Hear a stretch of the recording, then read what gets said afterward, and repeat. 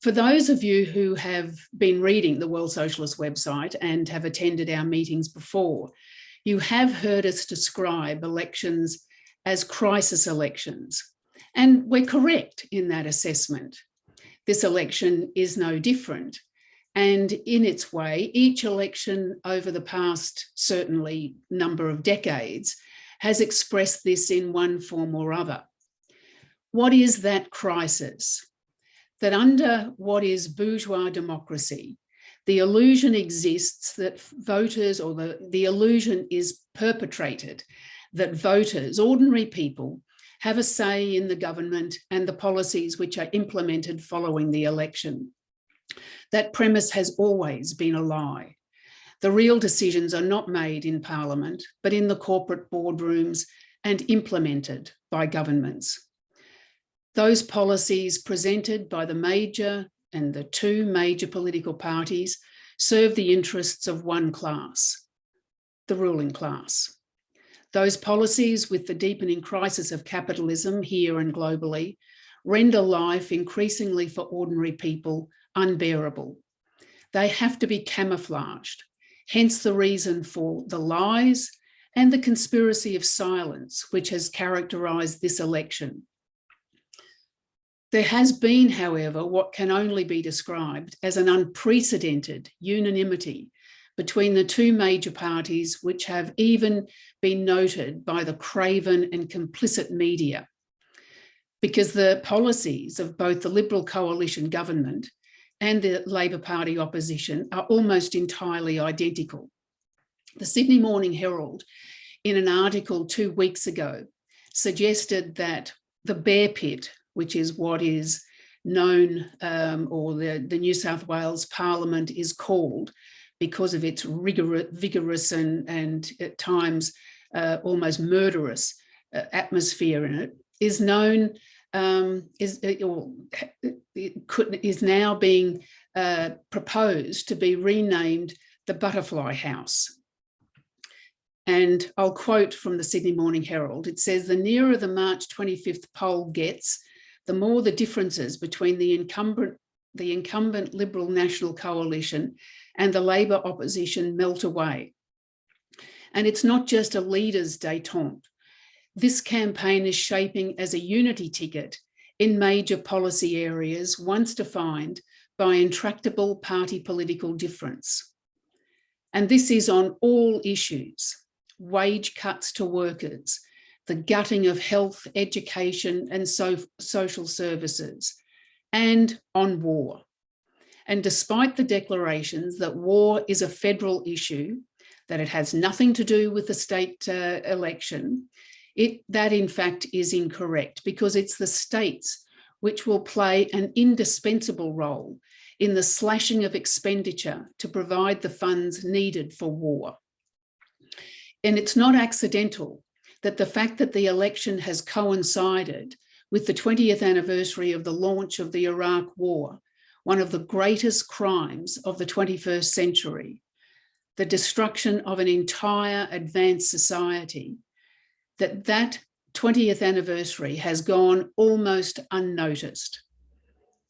It was launched, as our friend on the video said, on the basis of lies of weapons of mass destruction supposedly held by Saddam Hussein, lies which they knew, the US government knew were lies. That war, preceded by the 1990-91 Gulf War against Iraq, and then the 2001 US invasion of Afghanistan, has been followed by an unending process of wars against an ever-growing list of countries. And now, of course, the proxy US-NATO war in Ukraine. As the US strives to resolve its growing loss of global economic hegemony and the domestic crisis which it suffers through mechanical means, that means through the redivision of the world through war. The reason this anniversary has not been noted is because they're planning new and more terrible wars to dismember Russia in order to make way for the attack on China, seen as the main threat and the main enemy. The program of the ruling class in terms of what this country has in store was outlined again in the Sydney Morning Herald under the title of the Red Alert series, which stated that war with China was inevitable, that it would take place within 3 years, that the military budget would have to be doubled, that conscription must be reintroduced, and that nuclear weapons should be docked in Australia. These policies cannot be implemented peacefully. That is why there is a conspiracy of silence. That is why the real issues which confront ordinary people in the course of this election have literally not been discussed. Our election campaign has alone raised the immense dangers confronting the mass of people here and internationally. The unanimity between Liberal and Labor has extended to the silencing of our candidates. And the reason being, because we tell the truth. Max Boddy, the candidate for the Bankstown electorate in Sydney in the lower house, was cut off after less than 2 minutes by the left Member of Parliament, Tanya Plibersek, when he attempted to speak at the launch of the campaign for The Voice and to raise the opposition of the SEP from the left to that perspective. Mike Head, the upper house candidate, the SEP upper house candidate, who has been campaigning in the Lismore area, was prevented from speaking to the survivors of the Lismore floods. These people have been homeless, or many of them homeless, for more than a year. And just last Sunday, Oscar Grenfell, our lead SEP candidate for the upper house, who was attending the anti-AUKUS meeting held in Marrickville by the Peace Coalition, was interrupted when he tried to speak by the moderator, Mary Kostakidis, after less than 40 seconds, and then completely cut off after a little more than a minute and a half.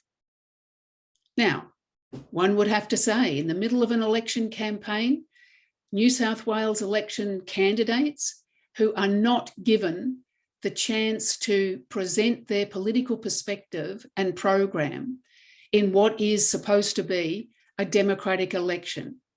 And again, the reason for this silencing is that there is immense fear that the perspective of war, which all the political parties in one form or other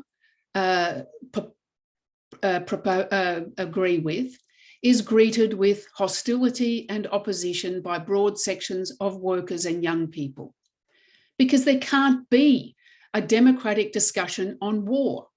There can't. It's a contradiction in terms. War is opposed broadly in this country, as it is throughout the world.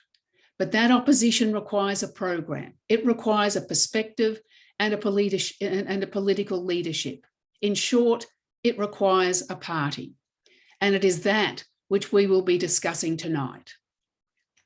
We have our three candidates who will speak to you tonight: Mike Head, Max Boddy, and Oscar Grenfell.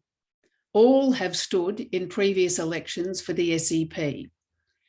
After their remarks, we will follow with questions, answers, and discussion.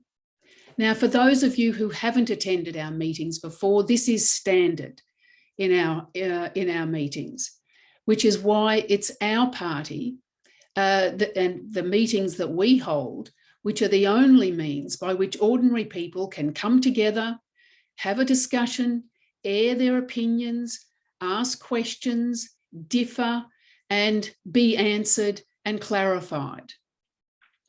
And so we hope that you get a lot out of this meeting. And as I say, if you do have questions, please feel free to put them in the chat. Our first speaker tonight, who, because of his work commitments, could not appear in person, has pre-recorded his comments. It is Mike Head, who is one of the two SEP candidates in the Legislative Council, which is the upper house in the New South Wales Parliament.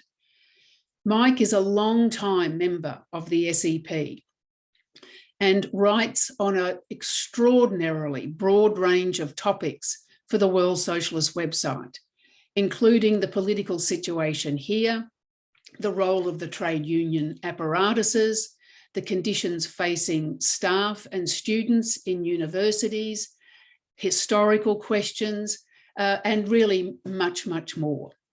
And so I welcome Mike, even in his absence, and would open up for his contribution. Welcome, everyone, to this vital discussion. We are standing in this election in order to raise the critical political issues that confront the working class, and these go far beyond New South Wales and Australia. We have campaigned throughout the state under truly extraordinary economic, social, and political conditions, including in the flood-stricken areas of the Northern Rivers, where thousands of people are still living in makeshift accommodation more than a year after the floods, due to the contempt and indifference and false promises of the state and federal governments. The past year has produced a series of shocks. Workers and young people in this country, like those around the world, are experiencing the greatest cut to living standards since the last World War. That is on top of bushfires, floods, and other climate-related disasters, and the US instigation of war in Europe against Russia. Prices for food, fuel, housing, and other essentials are skyrocketing on a global scale, while wages and incomes continue to fall far behind, threatening billions of people with financial distress, even hunger and homelessness. In Australia alone, there are already growing reports of people living in caravans, camper vans, and tents, or sleeping on the streets or in cars alongside freeways. These are scenes reminiscent of the Great Depression of the 1930s.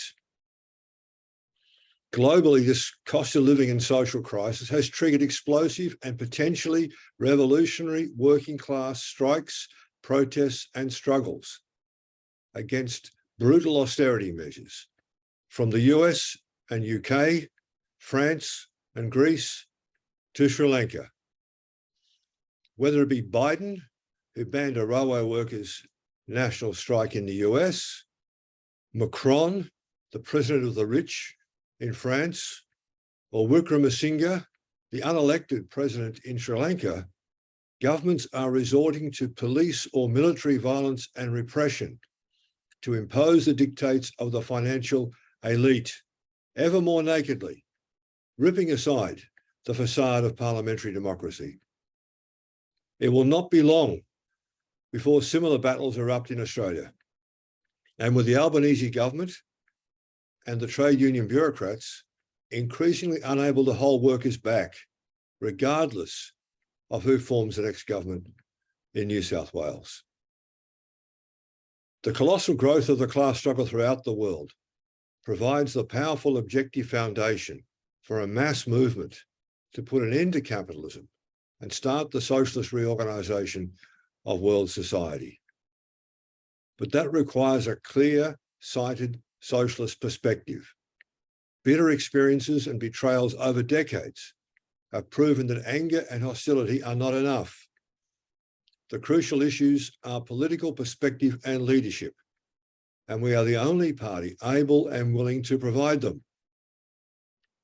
The Socialist Equality Party is boldly advancing an active and genuine socialist program that provides the only answers to the plunge into war and militarism, the devastation wrecking public health, education, and housing, and the now completely unchecked COVID-19 pandemic and the existential threat of climate change.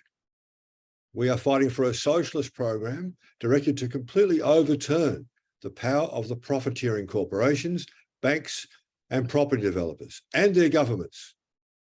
Every other party running in this election is proposing policies that will only actually benefit the interests of the super rich capitalist elite. And that includes the Greens, who are pleading for a so-called balance of power in Parliament in order to prop up the next capitalist government, whether it be Labor or coalition. And the fake left Socialist Alliance, which backs the US war in Ukraine and whose policies are indistinguishable from the Greens. Let us be clear. The social crisis produced by spiraling prices, interest rates, and rents is not the result of mistakes or misguided policies by governments or central bank chiefs. This is a conscious corporate offensive to impose on the working class the full burden of the turn to war and the deepening breakdown of global capitalism, now taking the form of a banking crisis that has spread quickly from the US to Switzerland and beyond in recent days. In Australia, the Reserve Bank, backed by the federal Labor government, is mirroring the interest rate hikes of the central banks of the US and Europe. It is seeking to drive up unemployment and further suppress real wages. Acting on behalf of the financial oligarchs, the central banks aim to inflict on working class households the cost of the inflationary and economic crisis triggered by the pouring of trillions of dollars into the debt-soaked money markets since the 2008 global financial meltdown. This breakdown has been compounded by the ongoing COVID disaster, which caused at least 25,000 excess deaths in Australia last year due to the bipartisan profit-driven axing of public health measures, and by the massive military buildup accompanying the escalating aggression against both Russia and China. This corporate assault is on top of decades of the decimation of public healthcare, education, and housing by governments, both Labor and Liberal National, to feed the profits and wealth of the billionaires.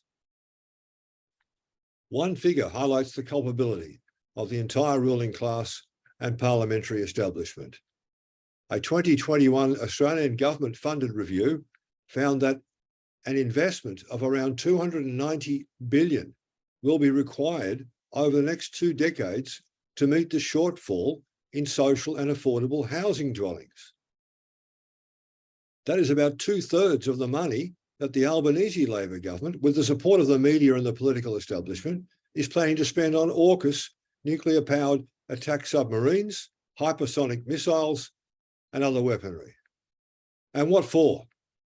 To place Australia on the front lines of a potentially catastrophic nuclear war against China, to try to reassert US global hegemony, on whose support Australian capitalism has relied since World War II. By contrast, the federal Labor government has promised only to establish a $10 billion investment fund, supposedly to deliver 30,000 social housing properties over the next 5 years. In this state election, the only housing policies being proposed by Labor, as well as the Liberals, are to provide some subsidies to home buyers, which will go straight into the pockets of developers and drive up house prices. Even if implemented, the Albanese government's pledge would be a drop in the bucket.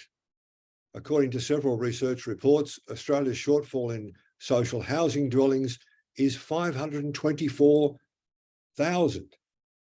That is more than 500,000, and is set to reach 671,000 over the next decade. That is the result of years of cuts by Labor and coalition governments. The Australian Homelessness Monitor states that over the period of 1991 to 2021, social housing lettings plunged by 42%, or proportionate to population by 61%. Similar damning statistics could be cited for public health care and education, where there are now intolerable staff shortages and workloads. We have calculated that even before the staggering AUKUS spending was unveiled, the $575 billion in military spending this decade alone would be enough to build nearly 20,000 new secondary schools, or twice as many primary schools. After this election, the agenda of whichever parties form government will be to slash spending further to pay for the huge war preparations, as well as the ongoing fallout from the financial crisis. Social inequality is already a breaking point in Australia, as it is around the world.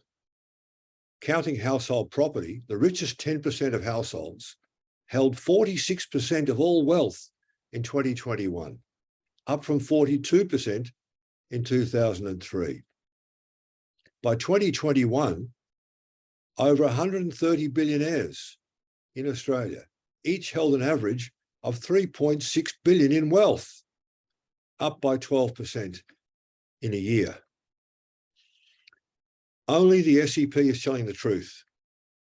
Ending the worsening social crisis requires rejecting the entire pro-business program of the political establishment and the trade unions that enforce it.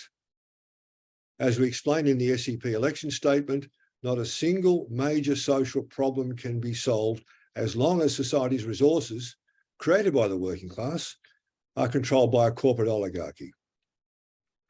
We are advancing a socialist program to reorganise society to meet the pressing social needs of the vast majority of the people, that is the working class, not enlarge the huge private profits of the super rich.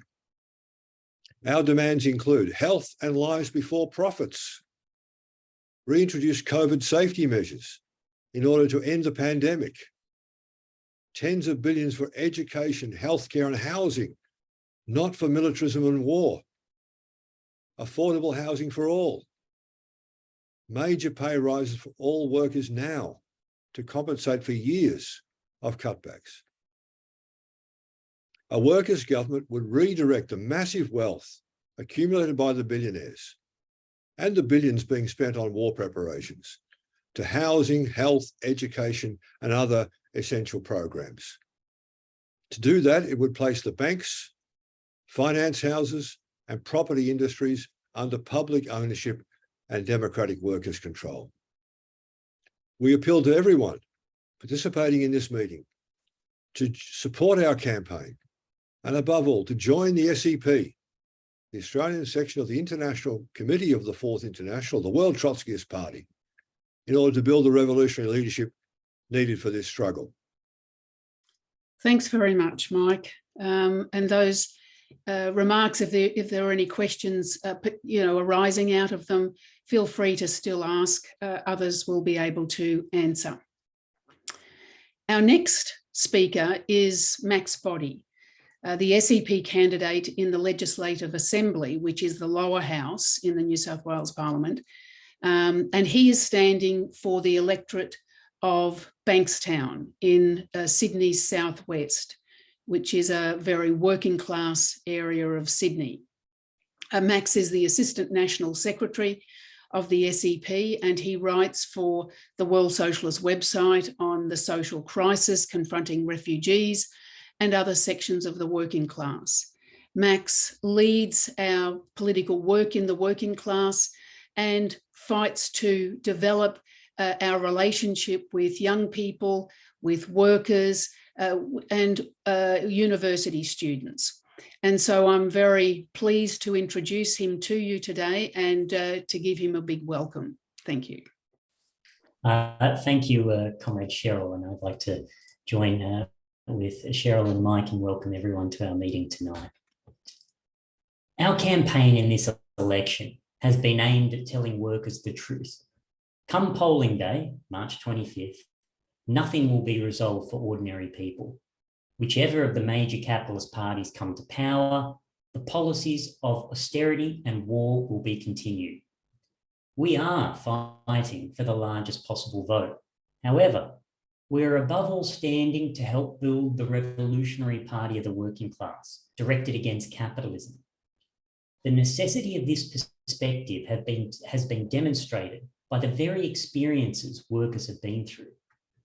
Hospitals are at breaking point. Schools are understaffed and crumbling. Rampant inflation is pushing the costs of basic necessities through the roof, and rents and mortgages climb ever upward. the conditions facing working people are intolerable. I am standing in the electoral district of Bankstown, which is a microcosm of this social crisis facing broader layers of people nationally. Unemployment is at 7%, double the national average, with youth unemployment even higher at 12.7%. Less than half the labour force is employed full-time. More than a quarter of all families in the area have a weekly household income of less than $800, with median rental prices nearly $600 per week, having increased 38.3% in just 12 months. A massive proportion of household income is given over to rent alone. The district ranks second in the state for rental stress and first for mortgage stress, with average household prices in the suburb of Bankstown exceeding $1.2 million. The highest, that is for rental stress, is Fairfield, adjoining the Bankstown electorate. The socialist program we have brought into this election is to meet the interests of the working class. We call for the super profits of the corporations and the banks to be put under public ownership and democratic workers' control. This money should be used to reorganise society and meet the pressing needs of workers. For such a program to be carried out, workers need their own party. This impossible situation experienced in Bankstown did not develop overnight. These areas were the heartland of Labor support. The question must be, who is responsible for implementing and enforcing this state of affairs? Governments, both Liberal and Labor, implemented policies in line with the finalisation of the economy globally. But this would not have been possible without the role of the trade unions. They are no longer workers' organisations in any sense of the word. Over the period of the 1970s and 80s, they underwent a vast transformation and now act as the industrial police force of the working class, enforcing the demands of management and governments. In the post-World War II period, the unions, while never revolutionary or socialist, could attain small gains in workers' conditions based on a program of national reform under conditions of largely national production. At that time, reform meant an actual increase in workers' living standards, not sellouts and cutbacks as it means today. However, this period came to an end in the late 1970s under the impact of the globalisation of production. The world market, finance capital, and transnational corporations had ever increasing and ever greater dominance over all national economies. This rendered the union's policy of national reforms obsolete. Workers' wages had to not only be suppressed, but all the gains had to be wrenched back in order for the national economy to remain internationally competitive. In Australia, this was spearheaded in 1983 by the Hawke and Keating Labor governments through the Union Labour Prices and Income Accord. It aimed to break up every form of independent working class organisation and to privatise and restructure the economy in the interests of big business. Now, 4 decades later, workers face devastated social conditions. And this process was accelerated by the COVID-19 pandemic.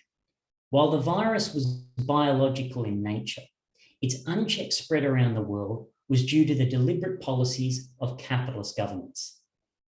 They saw the necessary lockdowns and implementation of strategies to end COVID-19 as an impediment to their accumulation of wealth, just as they do with all public health measures.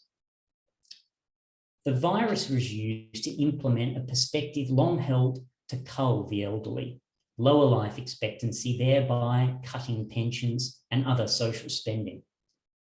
The guiding ideology of the capitalist class globally is summed up in the eugenicist diatribes of Ezekiel Emanuel, who in 2014 denounced America's efforts to, quote, cheat death and prolong life as long as possible, end quote. The claim that the pandemic is over is an outright lie. They are legitimising mass death in perpetuity. In 2022, the Alliance of New South Wales Liberal National Coalition government of Dominic Perrottet and the Daniel Andrews Labor government in Victoria saw the country reopened. The Albanese federal Labor government deepened the process and scrapped all basic health measures in the months following its coming to power in May. The consequences have been horrific. According to the Actuaries Institute's COVID-19 Mortality Working Group, excess deaths between January to November 2022 exceeded 22,000, meaning by the end of last year, there were 25,000 deaths. This is the highest level of excess deaths in the country since World War II. As a result, life expectancy is falling. As with global trends, from 2021 to 2022, life expectancy dropped by 0.4 years in Australia, the first recorded drop since World War II. The spread of the virus had a profound impact on the already devastated hospital system, which is in a state of complete breakdown. Every month, thousands of health staff are unable to work due to COVID. In all areas of health, workers report massive staff shortages, from emergency departments to paramedics and ambulance services. In rural and regional areas, shortages are even more acute. We are the only party demanding an end to the Let It Rip program. We call for lives before profits. This means the immediate reintroduction of COVID safety measures, including masking, contact tracing, and air filtration systems. The continued unnecessary deaths must be stopped. We fight for a scientific and international policy that can and must bring the pandemic to an end. Whilst the pandemic has been allowed to let rip, the assault on public health conditions continues. During the New South Wales election campaign, bulk billing for doctors has essentially been ended. GPs now impose out-of-pocket fees, as there has been a virtual decades-long freeze in government payments for doctors' services. Many surgeries are now empty as patients flock to emergency departments for treatment or don't access health services at all. The untenable situation in the health system has compelled tens of thousands of health workers into struggle. Last year, New South Wales nurses and midwives participated in 5 statewide strikes demanding better pay, patient-staff ratios, an end to massive staff shortages, and a reverse of the decades of assault on their conditions. It was the same for teachers, rail staff, and workers in other industries. All were isolated and shut down by the same union leadership that has presided over decades of wage-cutting agreements and intolerable workloads. They seek to channel opposition into an election platform for New South Wales Labor, which will carry out and deepen the same program of big business as the coalition. Now, there's no shortage of anger and determination. But what these experiences demonstrate is the necessity of workers forming their own organisations of struggle, rank and file committees independent of the trade union apparatus. Democratically controlled by workers, these committees are the only way to break the isolation imposed by the union bureaucracies, stop the imposition of sellout agreements, and fight for real wage increases, far in excess of inflation. This is why we have placed the fight for rank and file committees at the centre of our election campaign. A critical role in suppressing working class opposition has been played by the pseudo-left organisations, such as the Socialist Alliance and Socialist Alternative, who support the union apparatus. They represent a layer of the affluent upper middle class and falsely use the label socialist. Now, Socialist Alliance is a case in point. They have remained silent in their election campaign on the pandemic and the homicidal reopening policies. This can only mean consent. The sole national policy they mention is their endorsement of the Indigenous voice, which will do nothing to alleviate the abysmal social conditions facing Indigenous workers and the poor. The voice is orientated to a narrow, privileged, well-off section of the Aboriginal elite to advise Parliament of matters pertaining to Aboriginal people. This policy, based on identity politics of race, not class, will sow divisions among workers based on the reactionary basis of skin colour. The conditions which exist in the Indigenous population are the sharpest expression of those experienced throughout the working class. What affects Aboriginal people affects the entire working class.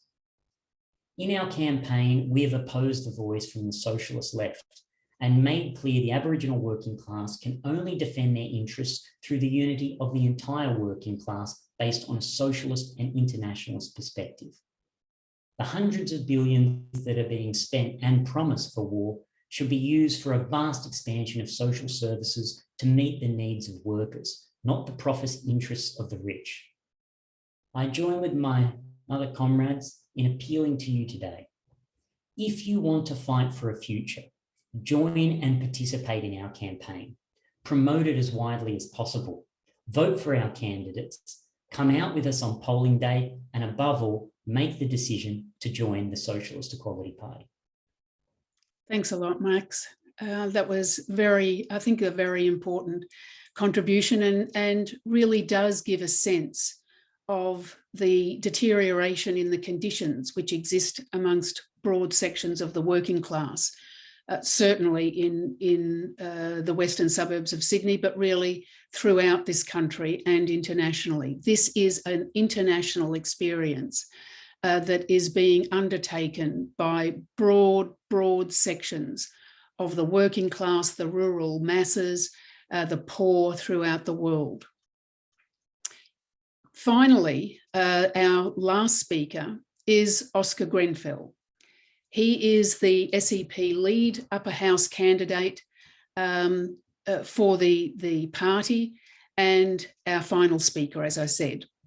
Oscar has played a leading role in the fight for the defence of Julian Assange, the Australian journalist, who remains, after almost 4 years, still imprisoned in Belmarsh prison, after being forcibly removed by British police from the Ecuadorian embassy where he received asylum. The crime that he is guilty of, which has resulted in US imperialism's hounding and pursuit of him, was to inform the world's population of the war crimes of the United States in Iraq and Afghanistan. The Labor government of the left, Anthony Albanese, has abandoned Assange to his fate. Oscar also writes extensively on the WSWS, on the political situation in this country, the social conditions facing the working class.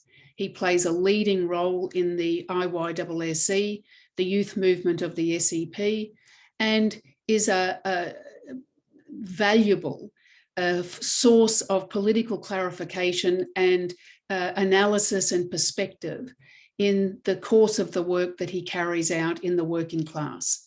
I am very pleased to welcome Oscar, our final speaker. Thanks very much, Comrade Cheryl, and greetings to comrades and friends. In every state election, the official parties and the media seek to limit discussion to a parochial framework. State issues conceived of in the most narrow terms are all that can be discussed. In this election, even these issues have largely been buried due to the pro-business unanimity that Cheryl reviewed at the outset. But the silence on international developments is particularly stark in this campaign, both because they're so acute and because they so clearly have immense implications for workers everywhere, including in New South Wales. Throughout our campaign, the SEP has warned that what workers confront in New South Wales is and will be determined by the deepest crisis of the global capitalist system in 80 years. In its New Year's statement, the World Socialist website explained that this crisis had reached a critical mass. All of the policies implemented by the ruling elite were not only failing to alleviate the crisis, in fact they were intensifying it. That's not to say, however, that the bourgeoisie has no program. It certainly does, and that program is to make the working class pay for the crisis through an ever-deepening assault on living and social conditions, and to turn to militarism and war, with each of the imperialist powers seeking to offset their own quagmire at the expense of their rivals. The danger of world war is certainly ever clearer, but it's the SEP alone that has raised this issue in the New South Wales election campaign, and there's a definite reason for that. That's because Labor, the Liberal Nationals, and all of the other parties are pro-war. They've given their support to the intensifying US proxy war against Russia and Ukraine, and for the past 11 years, they've backed Australia's integration into the US-led plans for war against China in this region. It's worth considering just briefly a statement that was made this week by the Prime Minister of Georgia, a small European country whose political life is being roiled by the Ukraine war. He said, and I quote, "Today the world is facing the threat of World War III. This estimate is not exaggerated, it is not speculation. We are witnessing further confrontation, tension, and escalation every day." End quote. That escalation has occurred apace during the New South Wales election campaign itself. Earlier this month, the Biden administration in the US unveiled the largest military budget in American history of some $1 trillion over the 2023-24 fiscal year. It was during the election campaign that the Ukraine war entered into its second year. That was in late February. That came after the US and Germany had dispatched tanks to the Ukrainian military at the beginning of this year, a move which Biden previously acknowledged could provoke a world war. The character of the conflict in Ukraine as a proxy war between the US and Russia has become undeniable. Our movement opposes the Putin regime from the left. We've exposed its invasion as the reactionary and nationalist response of a capitalist regime to massive US-led provocations. But the US is the principal instigator of the conflict and the power doing everything it can to ensure its deepening. The US and NATO have now staked their entire prestige on a Ukrainian victory, and that means an ever more direct war with Russia aimed at inflicting a catastrophic military defeat. That's been underscored over the past week. US officials have opposed any proposals for an end to the conflict, even temporarily. For instance, last Friday, US National Security Council spokesman John Kirby told reporters, quote, "We certainly don't support calls for a ceasefire," end quote. That is, they want the fighting to continue. They'll wage this war up to the last Ukrainian. On the very same day, that is March the 17th, the International Criminal Court issued an arrest warrant against Putin for alleged war crimes. The highly political decision underscores that the US is seeking to do to Putin what it did to Slobodan Milosevic, Saddam Hussein, and Gaddafi. That is, it's seeking to carry out a regime change in Russia. As we've said on the WSWS, whatever crimes Putin has committed would constitute only a fraction of what has been carried out by every single US president over the past 30 years. The immense hypocrisy of the charges against Putin were underscored by the fact that they coincided almost exactly with the 20th anniversary of the invasion of Iraq. Nobody in the Bush administration or the Blair and Howard governments has been prosecuted for that illegal war, which claimed the lives of up to 1 million people. The imperialist powers, moreover, are preparing an even greater crime which threatens the very existence of humanity.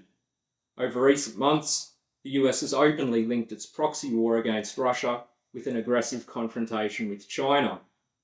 The overarching aim is to defeat Russia so as to create the conditions for war with China, which is viewed as the chief economic threat to American imperialism. In the course of the campaign, this program and Australia's central role in it has erupted to the surface. On March the 13th, Anthony Albanese stood alongside Biden and British Prime Minister Rishi Sunak in San Diego with American warships as their backdrop. There they announced that Australia will acquire a fleet of nuclear-powered submarines at a cost of $368 billion. In the meantime, Australia is set to host US and British-powered nuclear submarines in the very near future. Now, Albanese himself declared that this was the biggest expansion of the Australian military in its entire history.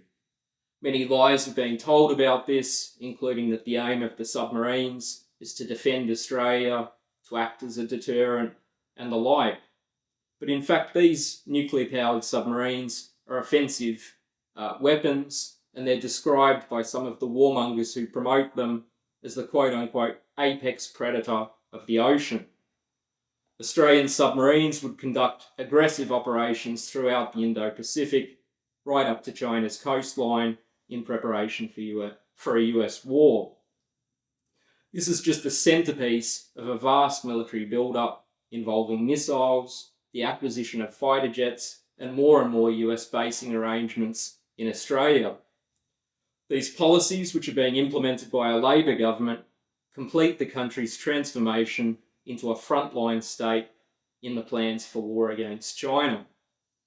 This is not new. Preparations have been underway since 2011, when the Greens-backed Gillard Labor government signed on to the US pivot to Asia, a vast military build-up throughout the region.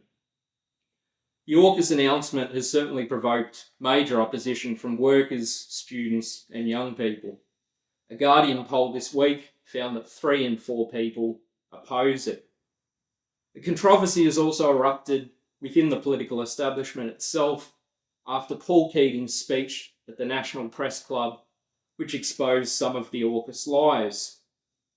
But Keating is a right-wing figure whose differences with the nuclear submarine deal are entirely tactical. He speaks for a layer of the ruling elite that is fearful of the consequences of a full-blown war with China, Australia's largest trading partner. This wing of the bourgeoisie, which has no opposition to militarism and war, is seeking to develop a phony anti-AUKUS movement to trap the mass opposition which exists. This campaign has been taken up by the Greens and the various pseudo-left organisations. That was evident at a meeting in Marrickville last Sunday, where they promoted a Bush administration war criminal and Bob Carr as the leaders of such a movement. The whole line of the meeting and of the anti-AUKUS coalition with which it's associated is to call for a more independent Australian foreign policy. But that's a reactionary utopia. It has nothing to do with any sort of fight against war. Instead, it's the promotion of rank nationalism, which serves to divide the working class, and it's also a call for the military to be more focused on the prosecution of the interests of Australian imperialism, including in the Pacific. Above all, Keating, the anti-AUKUS coalition, the Greens, the whole lot of them are trying to cover up, obscure and confuse the basic and fundamental issue. And that is that for the past 108 years, since the outbreak of World War I, the fight against war has been a fight against capitalism. It's been a struggle by the international working class for socialism, something that all of these tendencies oppose. The last thing that Paul Keating, Bob Carr, or any of their lackeys want is a discussion in the working class about the lessons of the most important anti-war movement, that is the 1917 Russian Revolution. As Marxists have explained for more than a century, war is a product of the inherent contradictions of capitalism.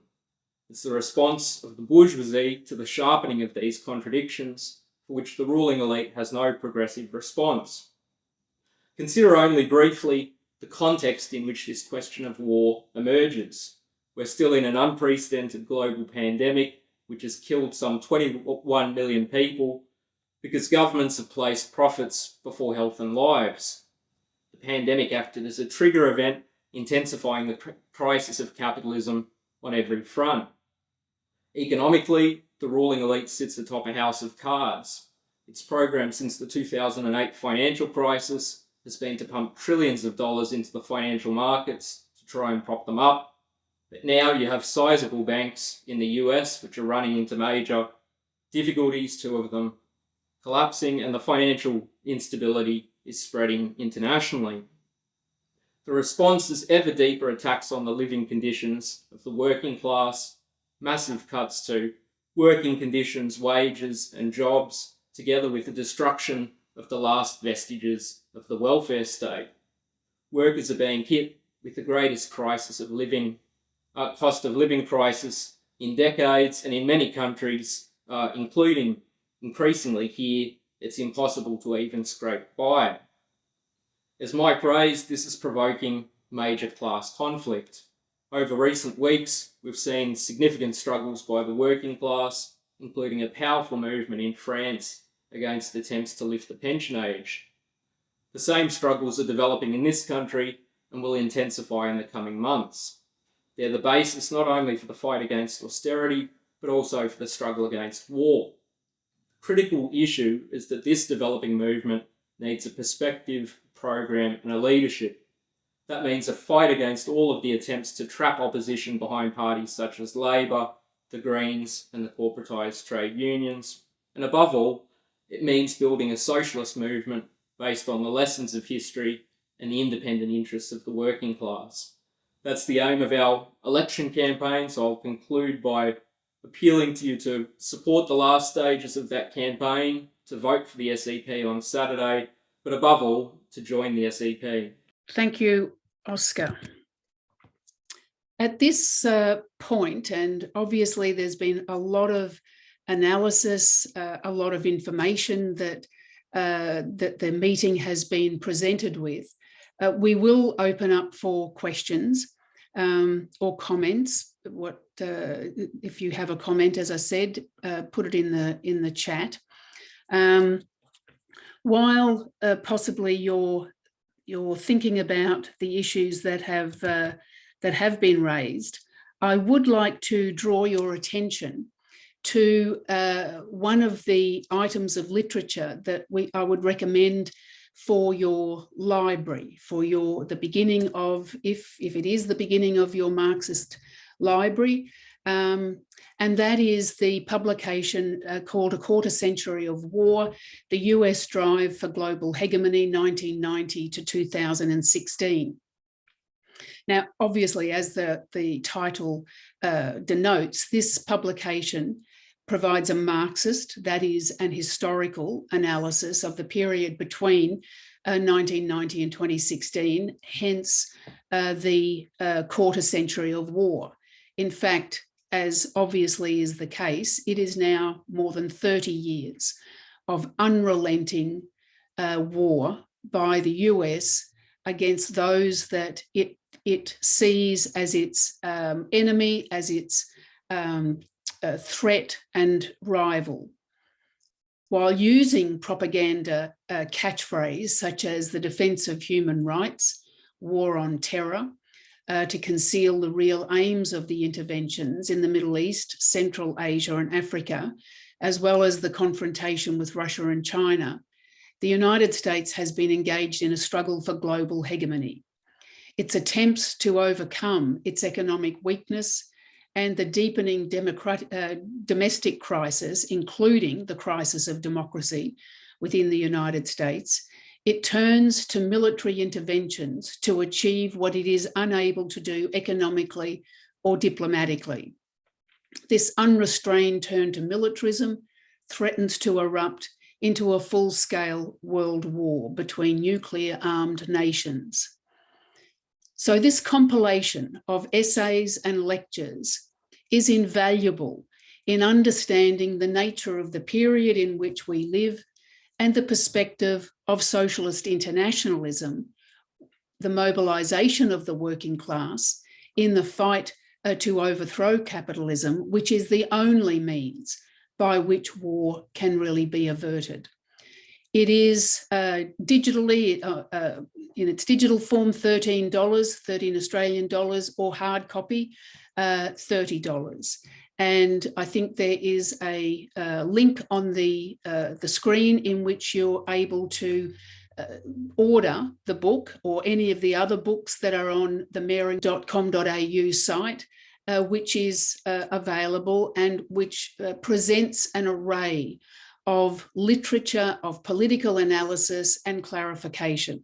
So I would very much urge you, because it pertains so directly to the issues that we confront today. There's a comment which possibly our speakers might like to address, which says, unfortunately, the capitalist social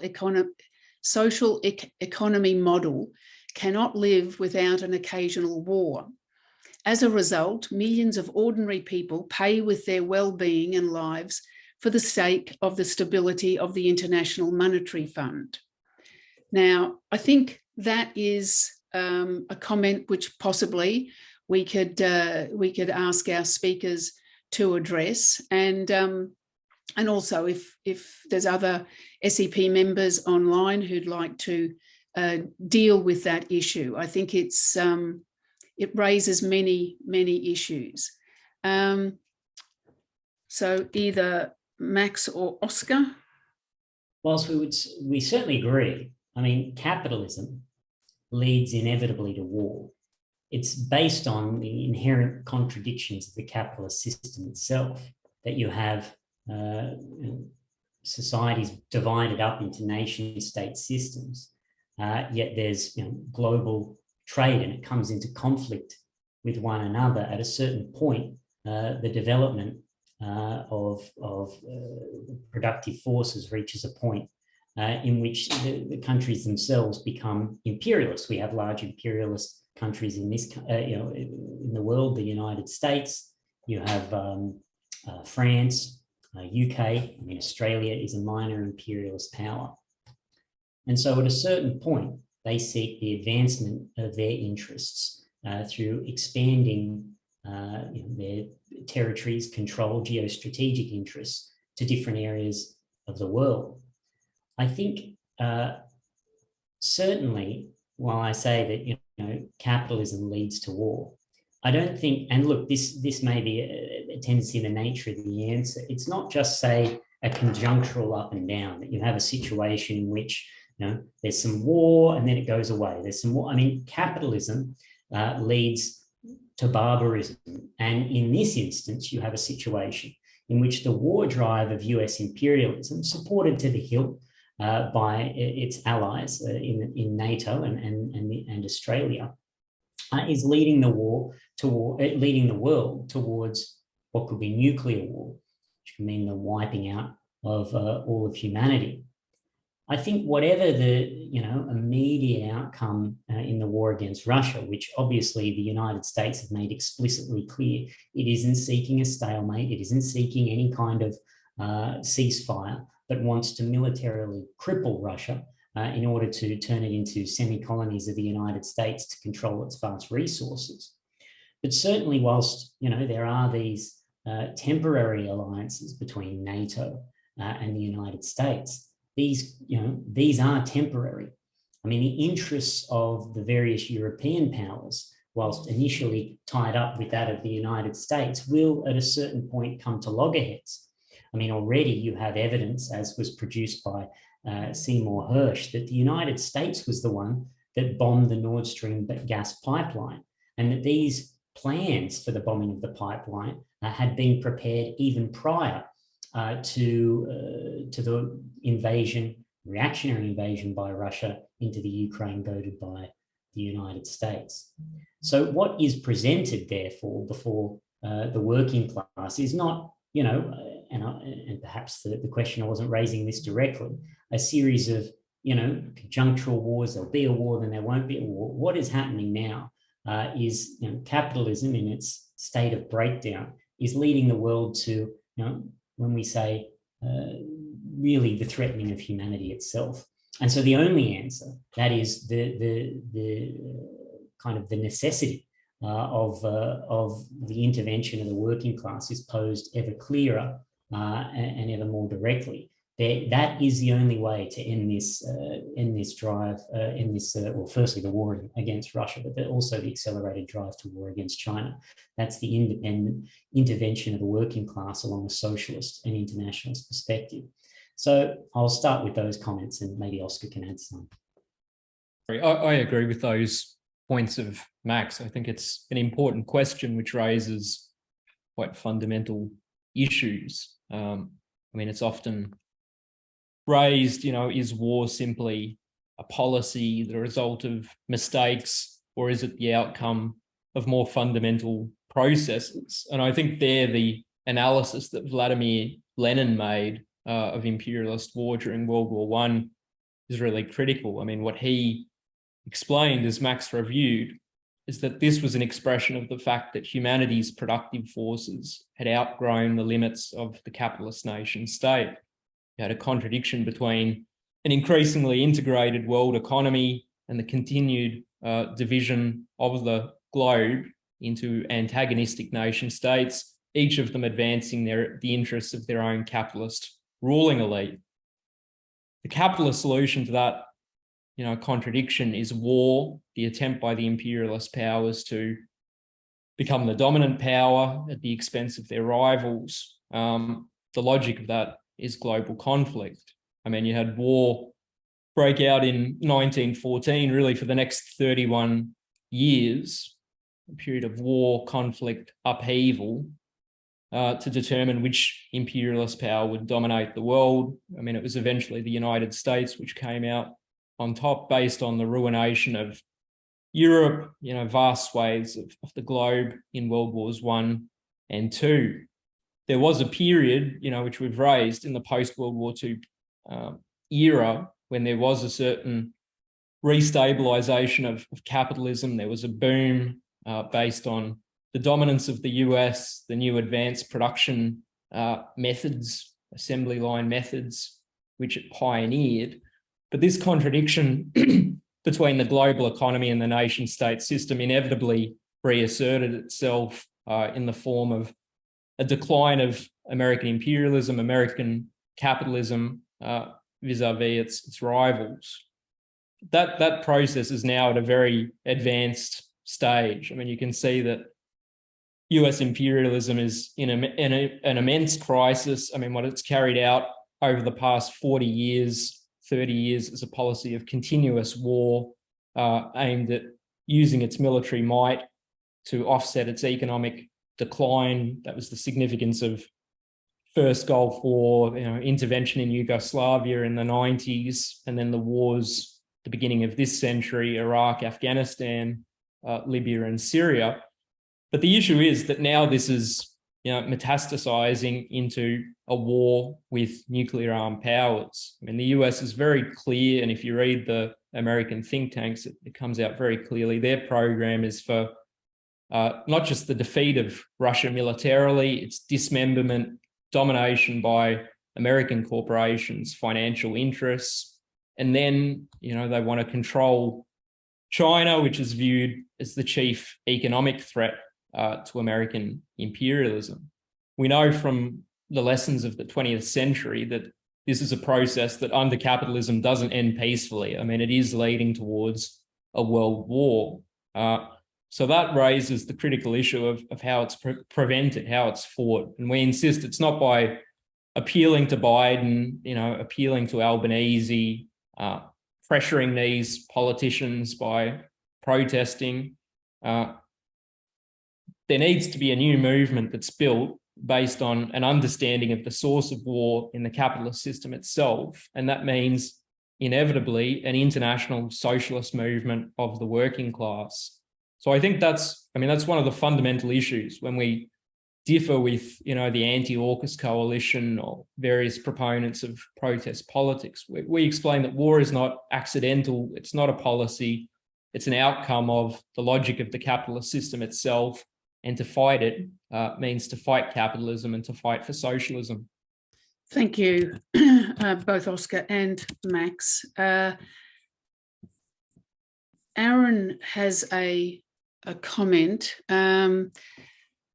He says, "This is my first time at one of your meetings. My life has been turned upside down and I can no longer work now due to long COVID. It is so refreshing to see a group that recognises the ongoing pandemic. It has been dispiriting seeing the world accept death and disability to get people back to work. Don't know if I have a question, but your advocacy of this issue truly means a ton to me. Thank you." Look, I think the comment by Aaron is important. Sorry, I'm just losing things here.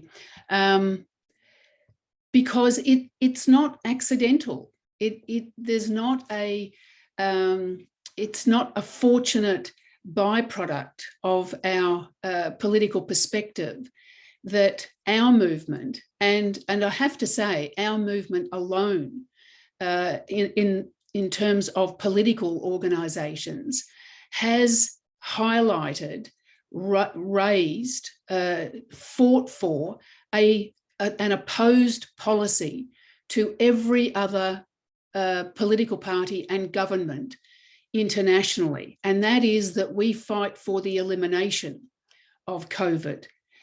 Yes, it is as Max says, a biological strain. It's a virus, just as the Turkish earthquake was an act of nature. The impact, however, of that virus and of that earthquake is bound up with social relations. And the decision, which is itself something of a turning point, of governments to allow the virus to spread, not even just allow it, to encourage its spread, to embark and enact and implement policies which the governments know will lead to mass death. Now, that is a shift, that is a change in the political situation and in that sense, the social relations. This is a system because these governments represent the class which owns the means of production, which runs society. These governments have embarked upon a policy which they know will cause mass deaths. And so if it will do it, as I think Max outlined, in terms of the virus, what will it do in terms of war? Why would we consider that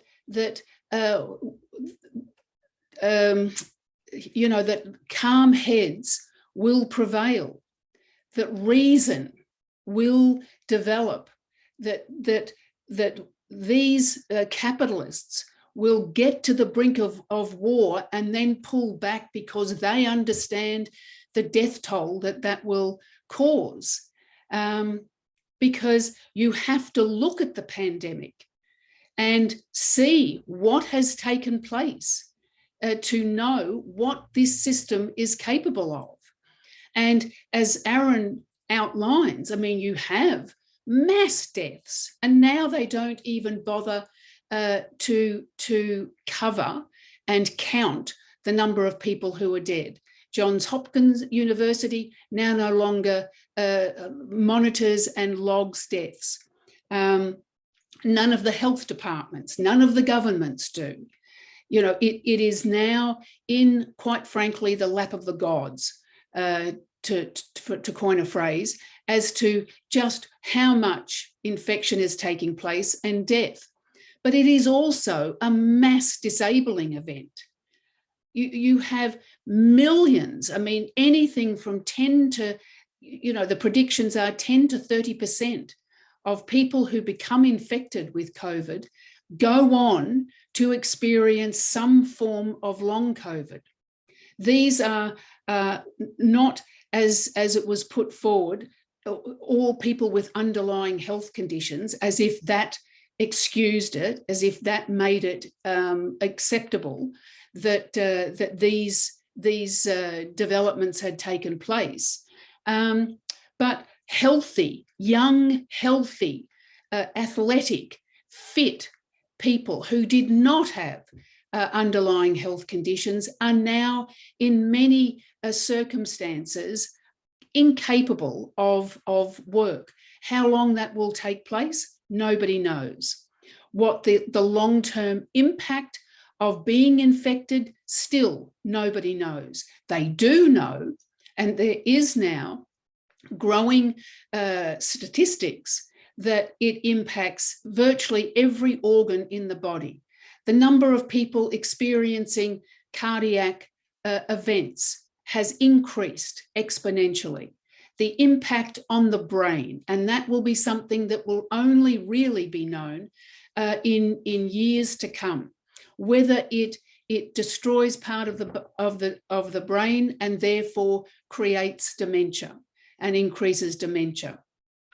When we said that the pandemic was a trigger event, what we meant was that it didn't create the crisis, but it certainly exacerbated, it deepened, it worsened relations and conditions that and a state of social existence which was already in existence, and it has deepened that in a way that the mass numbers of ordinary people never expected. Epidemiologists did. Epidemiologists have been warning, and virologists have been warning, that the next major social event that would take place would be a pandemic of some sort. This was 10 to 15 years ago that these warnings took place. They were ignored, and they were ignored not because of incompetence but because of decisions that were made. And so the experience that you're going through, Aaron, is one of a mass experience, and one in which only, the working class, the mobilization of the working class to demand the policies which would, as epidemiologists have outlined, could eliminate the virus in a matter of months. Lockdowns, certainly vaccines play an important role, but lockdowns, social distancing, mask mandates, all the measures which were proven, they were proven in New Zealand, they were proven in China, and even in the limited manner that they were implemented here, that was proven here. And people did it. People stuck to it. Yes, it was difficult, but it could have been resolved within months, and it wasn't. And it was a decision. And so I counsel caution to anybody who thinks that capitalists, that those with their fingers on the button will pull back because of the death toll. Look at what they did with the pandemic. Okay, so there is a comment. Well, I think Oscar has dealt with it, but maybe, just to clarify again, the issue of this anti-AUKUS coalition. Ellen has placed an ad in the chat inviting people to attend the anti-AUKUS group. Now, it is certainly not for us to declare whether you should or shouldn't, but if you're going to, then go critically and attend it with knowledge about what exactly this organisation is. Because if there is a conception that you're going to an anti-war assembly, then that would be gravely mistaken. But Max or Oscar, did you want to deal with that point again, just to clarify Ellen completely? I can just make a couple of quick points. I mean, I think as we tried to emphasise, I mean, this is not an anti-war movement. It doesn't really even pretend to be an anti-war movement. I mean, if you take this meeting at Marrickville, which was something of a launch for this anti-AUKUS coalition, I mean, their first speaker was retired Colonel Wilkerson, a US military man, who was Colin Powell's chief of staff in 2003. In that capacity, Wilkerson drew up the infamous speech with the lies about weapons of mass destruction and Iraqi ties to al-Qaeda, which Powell delivered at the United Nations as the prelude to war against Iraq. So they actually had, one of the war criminals responsible for the carnage in Iraq on their platform as the featured speaker. He makes certain criticisms of the current China policy, but again, it's not from the standpoint of opposition to war, opposition to imperialism, but fears of the consequences of a conflict with China for American imperialism itself. And that's the same line as Carr, of Paul Keating. I mean, these are right-wing militarist figures. They've supported US-led wars in the Middle East and elsewhere for the past 30 years. What they're saying is that, you know, full-blown war with China could impact on, you know, the trade opportunities of big business, the Australian corporate elite. But they have no alternative whatsoever. I mean, the proposal of a more independent foreign policy is pie in the sky. You know, as a middle order power, Australia is always aligned with the dominant imperialist power of the day, first Britain and then the United States. And Australia has its own imperialist interests, which it's pursued, particularly in the Pacific, you know, against the oppressed peoples there. I think if you look at what, you know, this anti-AUKUS coalition says, you know, essentially it's that things are heading towards a war between the United States and China, and Australia should stay out of it. I mean, they don't even pretend that they want to prevent, you know, a conflict between nuclear armed powers, which would inevitably engulf the entire world. So I think, you know, just to reiterate, this is not an anti-war movement. It's not a socialist or anti-capitalist movement. And, you know, in fact, in its right-wing nationalism, its hostility to workers in the US and elsewhere, I mean, it marks a further degeneration of pseudo-left middle-class politics. So I really would emphasize that, you know, there are many people who are hostile to AUKUS, to the submarine deal, you know, study our program, our perspective, and above all, the lessons of history, and, you know, take up a fight for socialism as the only way of halting and preventing war. I'll just make those points. Okay, look, what we'll do, just to give you a sense, and to give the meeting a sense, we're just going to show the video, which only goes for a couple of minutes, of Oscar attempting to ask his question at the anti-AUKUS meeting on Sunday. My name is Oscar Grenfell. I'm a reporter with the World Socialist website. We've written extensively in defence of Julian Assange. I'm also a Socialist Equality Party candidate for the New South Wales elections. Look, what we say very clearly is that the fight for Assange's freedom and the fight against war requires an independent political movement of the working class. Workers are hostile to war, they have a deep-going commitment to democratic rights, and they're being propelled into struggle all over the world. But the perspective of this meeting is very different. I'll get to it, if you just give me one moment. Yeah, sure. All right, well, I'll address it to the organisers. You raised that you're building an anti-war movement. Why then are you promoting Colonel Wilkinson, who helped to concoct and push the lies that justified the invasion of Iraq? His comments at the beginning of this meeting were essentially the Bush administration's line. They were, you know that. And secondly... Step back from the mic a bit because I can't actually hear what you're... Sure. Yeah, so why are you promoting Wilkinson, who's implicated in war crimes? He's never been held for account. No, I'm sorry, we can't hear you. Well, do you want to turn it down a little? The other issue, why are you promoting Bob Carr? Why are they promoting Bob Carr? This is an individual who began as foreign... Yeah, I'm asking. Sure, the question is, as foreign... I'm happy to respond briefly. The question is about Bob. We're here to build a peace movement. We're here to reach across... He's a warmonger. And to build a peace movement. And you don't start building a peace movement by throwing your allies out of the first meeting. I'm grateful to Bob. Warmongers are not allies in the fight against war.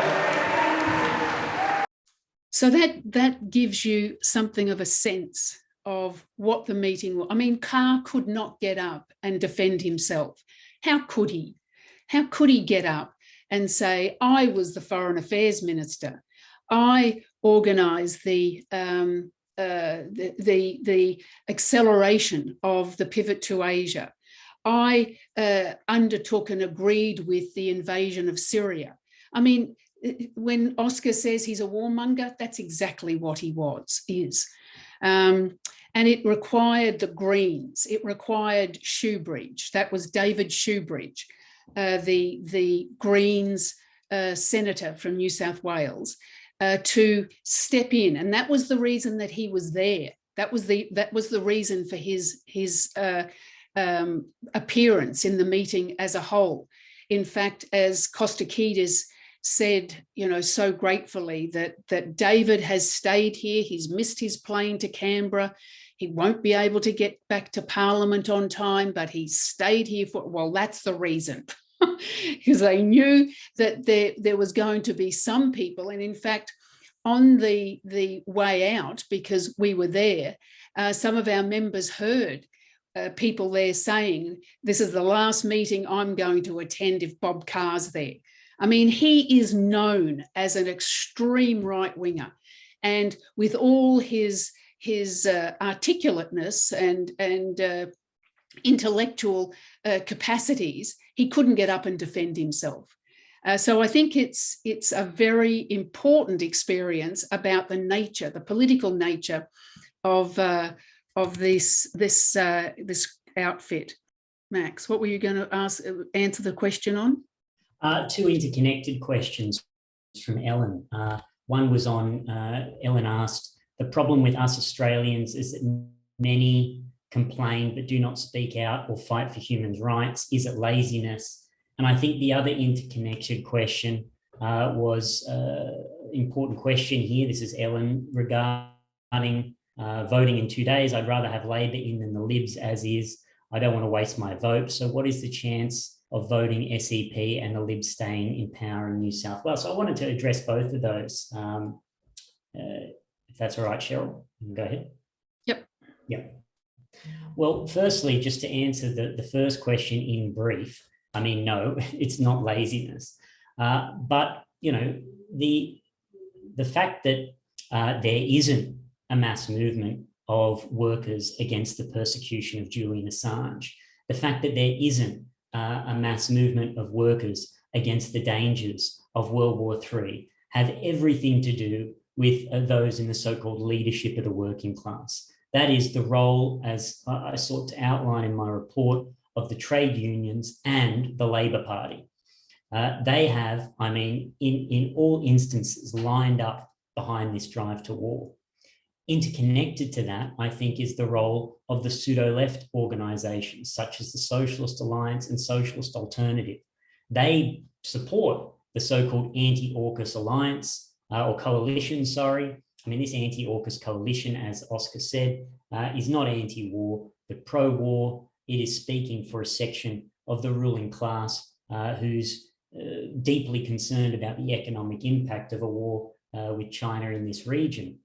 But certainly, these layers came to the head of what was in 2003, if you will recall, mass protests against the war in Iraq. I mean, the largest in the world. They were international in scope, and there was a huge number here in Australia. I don't know the numbers off the top of my head, but I believe it was over 1 million in total. Now, these were workers, best element students, young people, the best elements of the middle class, who were in opposition to the war in Iraq. They opposed it. Yet these organisations, such as the Socialist Alliance and Alternative, sought to and did come to the head of these movements, cut it off and drag it back behind, one or another, political party within the capitalist state, saying this is the lesser evil, this party is what you can support, put your faith in France at one stage. And what happened? Well, the war proceeded, and the war proceeded and was disastrous and barbarous. Now today, there's been a transformation. These layers, the pseudo-left who represent layers of the upper middle class, I mean, their material interest, which is bound up above all in finance capitalism, has meant a really profound shift. They now openly support, as you saw with the anti-AUKUS coalition, warmongers. There are other sections, and they openly support the war against Russia. So workers aren't lazy. There is an inherent anti-war conception latent amongst the working class. But why it is not expressed is because it is suppressed by as I said, their so-called leadership like that of the trade unions and the Labor Party. I mean, one would see that for workers, it would come as something of a shock that just, I believe it was 2 weeks ago, you had splashed the front page of the Sydney Morning Herald and the Age saying red alert, essentially declaring and to inoculate the population with the conception that war with China was inevitable.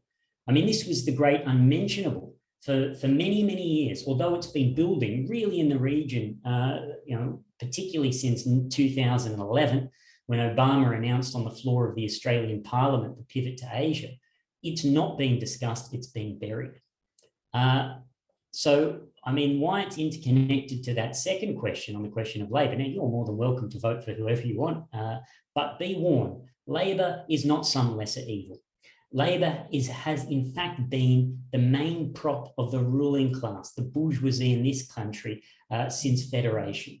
It's been relied upon to suppress the working class in times of war. The First World War, the Second World War, the Vietnam War, in all of these instances, it has been the Labor Party that has been installed in power, that has been promoted and pushed in order to head off, really what could have been and were revolutionary movements of the working class. So, for workers, and they are beginning to realise the situation that is around them. We've seen that in our election campaign. You saw that in the video interviews. But what's needed is a new perspective, and that is, above all, a socialist and internationalist perspective. And it's that program that our party brings into this election, brings into all its work with the working class, and it's why it's essential that I thank you for your offer to come out and support us during the polling day, because we do need to get this program far and wide, and above all, people and those who are in this meeting tonight should consider joining our movement and drawing these essential lessons of history, which drive and guide the work that we do today. So I'll just end my comments there. Thanks, Max. Look, I mean, there is many comments still coming in, and it's very important that so many questions, so many comments have been forthcoming. But I am afraid we're going to have to start to wind up, because there are some announcements, and they're very important announcements that I want to make. But before I do, and I don't know whether Aaron is still on the line, but for the whole of the meeting, I would also urge you very, very strongly to purchase what is an EPUB book on COVID capitalism and class war. This is a compilation of our analysis of the International Committee of the Fourth International of the last 3 years, spanning the entire period. And our movement, right from the end of January 2020, raised the warnings of the impending dangers which such a virus, if not brought into check, would unleash. And our analysis and warnings have been proven very apt. And look, I will just quote from the introduction by Evan Blake, who is one of the party members and comrades who has played a leading role in the coverage, the investigation, the analysis of the COVID pandemic, its impact on the working class, its impact on the body, in the US and also internationally. And he says the analyses of events as they were unfolding were extraordinarily prescient. The great advantage of the editors and writers of the World Socialist website, published by the ICFI, was that they were guided by a perspective deeply informed by history and a Marxist Trotskyist understanding of the conflict between private economic interests and the welfare of the public in modern capitalist society. On this foundation, the WSWS identified the pandemic not simply as a medical event or a biological phenomena, but primarily as a social and political crisis of global dimensions. And now this publication is $20. Again, it's available from mehring.com.au, and I would very, very strongly urge all those in attendance tonight to purchase it. The final publication that I just want to draw your attention to is a publication called Why Are They Back? Historical Falsification, Political Conspiracy, and the Return of Fascism in Germany.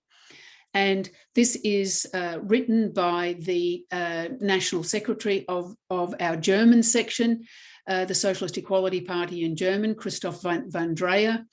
And it is an outline, or in that sense, he answers the question, which is the title of the book, Why Are They Back?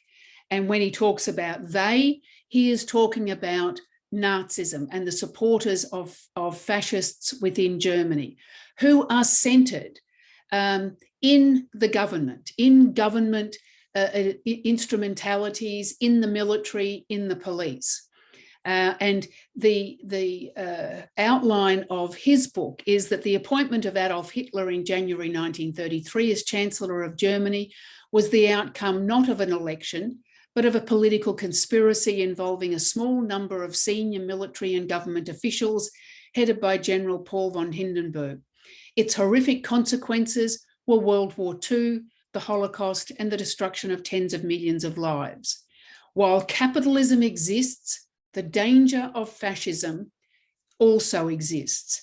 The only means by which one is ensured, where mankind is ensured, that the sort of horrors which were unleashed, not just by the Nazis, but through the Nazis, because it was the capitalist class that allowed the Nazis and Hitler to come to power. The same with Mussolini within Italy. The reason that they're back is because capitalism is now entering into, or has entered, a crisis of similar proportions to that prior to World War II. And again, the mobilisation of the working class against these forces, these extreme right-wing layers, which are seen not just in Germany, but on an international scale, in the United States, within France, throughout sections of Europe, including in this country. And so I would also urge you to get that. The EPUB version is $7, the hard copy is $20. There's 3 meetings that are coming up. One is, and the first 2 are on April the 4th, one in New Zealand and the other in Sydney, being hosted and put on by the International Youth and Students for Social Equality, our youth movement, which is part of an international series of meetings to fight to build an anti-war movement through the mobilisation of workers, of young people, on a socialist perspective, on a perspective which is anti-capitalist and it is internationalist. We have already held meetings in the United States, in Britain, in Sri Lanka, Brazil, Canada, and also in this country. But we have one on April the 4th in Sydney at 7 o'clock. It's at Macquarie University, which is 14 Sir Christopher Ondaatje Avenue in Macquarie Park. And that's, as I said, at 7 o'clock. On the same day in New Zealand at 4 p.m, which is 2 p.m. Australian time, it is being held at Victoria University of Wellington, room AM 103, Alan McDermott building. So we very, very warmly and urgently encourage you to attend those meetings. We will also be holding a post-election meeting, which will be on April the 16th, in which we will analyse both the election campaign and also the results. which, as we have outlined, in whatever form it will be a government of crisis. But most importantly, what I do urge you to do is, if you agree with our analysis, if you want further discussion with us, if you want to know a way forward in what is a profound existential crisis of capitalism, but an existential crisis of capitalism will never become a crisis, will never become the end of capitalism unless the working class overthrows capitalism. While it exists, capitalism will and remains a danger for the existence of mankind as a whole and of life as we know it on this planet. If it is not climate change, pandemics, or war, none of which adhere to or recognise national boundaries, all of them require an international resolution and a resolution on a socialist basis.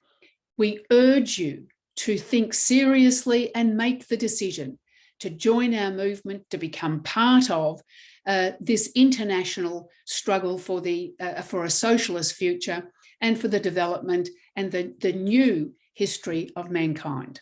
Thank you very much for your attendance, for your questions, for your input, for your comments, your participation. It has been an excellent meeting, and I urge you to attend our others. Thank you very much. Authorised by Cheryl Crisp for the Socialist Equality Party, Sydney.